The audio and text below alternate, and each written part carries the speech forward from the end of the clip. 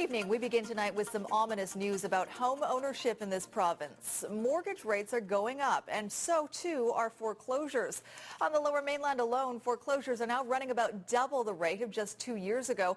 And while the number of people forfeiting their homes does not begin to compare with the number in the United States, it is a concern. Part of the problem being the real estate market itself. With sales in a slump, people who find themselves overextended are having a tough time unloading their homes before the bank comes calling. What do I do all day? I look at court orders, there's one.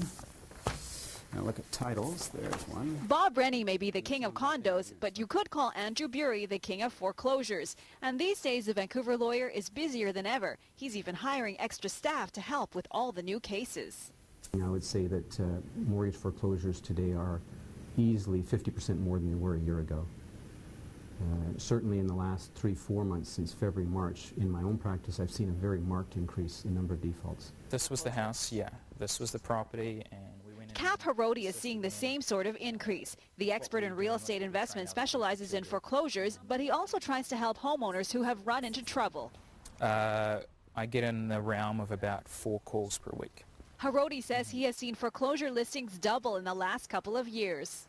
If you don't pay your mortgage, you can go into foreclosure. If you don't pay your property taxes, you can be put into foreclosure. If you don't pay your insurance, property insurance, you can be put into foreclosure. And the other main one we see is strata or maintenance fees or condo fees. The owners of this East Vancouver home were in foreclosure last year. With 2 mortgages they just couldn't handle anymore. Their property was assessed at $719,000. It sold for $580,000. And as the housing market slowly cools down, it's getting tougher for homeowners who are maxed out. A year ago in Vancouver, if you wanted to sell your house, it was sold in a matter of days ordinarily, and it's simply not happening. So people have less options to bail themselves out because of the slowdown in sales and because of the decreased number of lenders who are in the market.